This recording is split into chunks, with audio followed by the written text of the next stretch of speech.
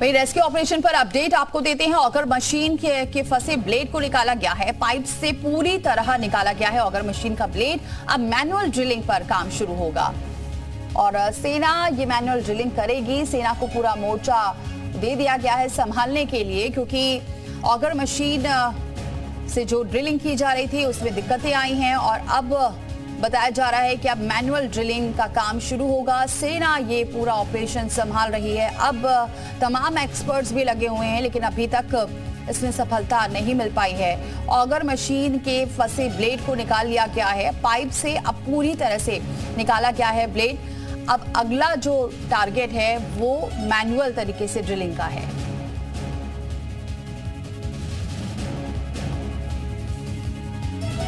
तो rescue operation का 16वां दिन आज है। वर्टिकल ड्रिलिंग से अब रेस्क्यू जारी है। पहाड़ की चोटी से अब ये वर्टिकल ड्रिलिंग होगी। सेना भी कर रही है इसमें मदद। टनल में फंसी ऑगर मशीन निकाली गई है। कुछ घंटों में बताया जा रहा मलबा हटाने का काम भी शुरू हो जाएगा। रेड माइनर्स टीम के 15 सदस्य हटाएंगे मलबा। 1 मीटर प्रति घंटा की रफ्तार से इसकी खुदाई होगी। 20 से 24 घंटे में मिल सकती है कामयाबी।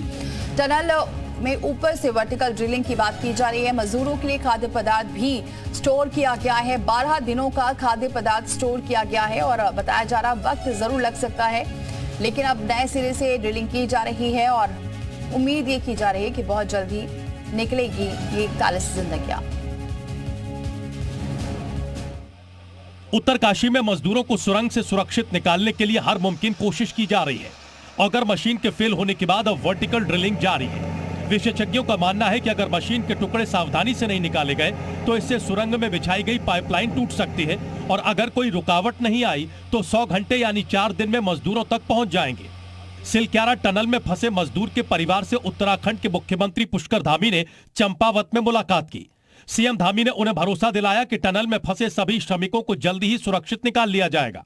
नैनीताल में मीडिया से बातचीत करते हुए केंद्रीय रक्षा मंत्री राजनाथ सिंह ने कहा कि सिलक्यारा टनल में फंसे मजदूरों को निकालने के लिए केंद्र और राज्य सरकार पूरी तरह से प्रयास कर रही है।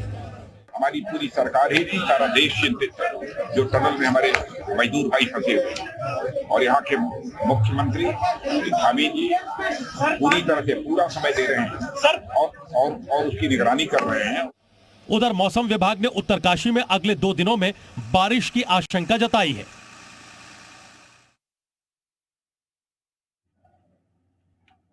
रामनुज, अब क्या ताजा अपडेट है? किस तरह से अब रेस्क्यू ऑपरेशन फिर से शुरू किया जा रहा है?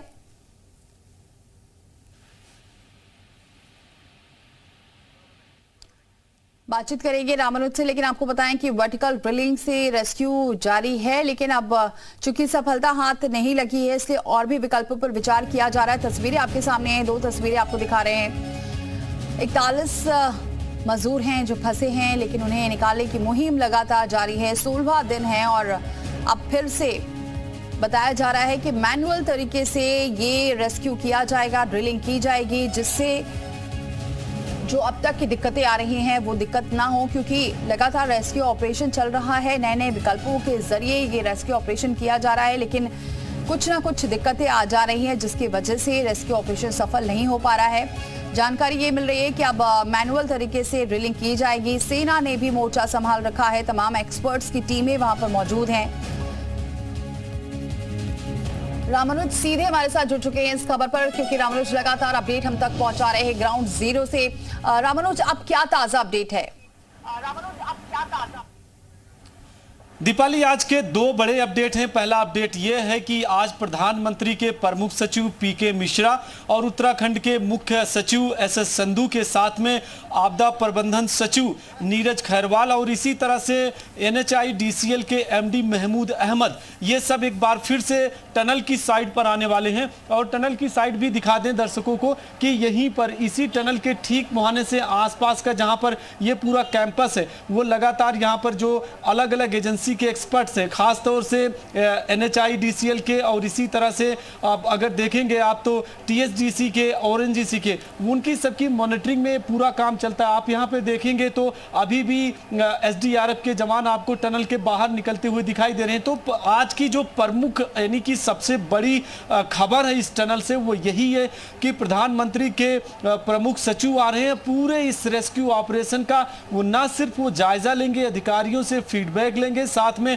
ये भी इस बात पे भी चर्चा करेंगे कि आखिर जो अभी तक का ड्रिलिंग का काम चल रहा है वो कहां तक पहुंचा है, किस स्टेज पर है और आगे किस तरह से रेस्क्यू ऑपरेशन चलाया जा सकता है। दूसरा अपडेट ये है कि इसमें ना सिर्फ अभी तक के एक्सपर्ट लगे हैं जो माइनिंग्स के हैं, बल्कि इसमें सेना के इंजीनियर्स भी लगे हैं। आज मैनुअल ड्रिलिंग शुरू होने जा रही है, यही सबसे बड़ा अपडेट है। मैनुअल ड्रिलिंग क्या है कि अब आपने देखा कि इस टनल के 200 मीटर अंदर अगर आप जाएंगे तो मैं आपको दिखाना भी चाहूँगा कि थोड़ा चूंकि अंधेरा रहता है, लेकिन फिर भी अगर आप देखें तो यहाँ से 200 मीटर के आगे जो ड्रिलिंग शुरू हुई है 50 मीटर तक पाइप जो 800 mm की है उसको ड्रिल करके डाला जा चुका है, लेकिन जो 10 मीटर का पैच है उसी पैच पर सबसे ज़्यादा फोकस किया गया है कि उसको किसी न किसी तरह से आर पार किया जाए, क्रॉस किया जाए। इसमें एक महत्वपूर्ण बात अभी सुनने को ये भी मिली कि जो वहाँ पे वर्कर्स हैं उनके मुताबिक अगर देखें तो जिस साइड में जिस पोर्शन पर मजदूर फंसे हैं उधर से उनकी हल्की आवाज़ भी सुनाई पड़ती है, यानी वो बहुत ज़्यादा पैच दूर नहीं है और वो केवल 10 मीटर का है। वो कैसा पूरा वहाँ पर जो रॉक है वो किस तरह से है, वहाँ चाहे वो आवाज़ हो या उनके चलने फिरने की पैरों की आवाज़, जिस तरह से हल्की सी आवाज़ आहट लगती है, जिसे आवाज़ की जगह आहट कहें तो बेटर होगा, तो वो सुनाई पड़ती है, यानी वो बिल्कुल करीब पहुँचे हैं। ये है और इस वक्त आप देखिए कि जो बड़े-बड़े बहुत शुक्रिया तमाम अहम अपडेट हम तक पहुंचाने के लिए। तो सबसे बड़ा अपडेट यही है कि आज मैनुअल ड्रिलिंग पर अब काम शुरू होगा।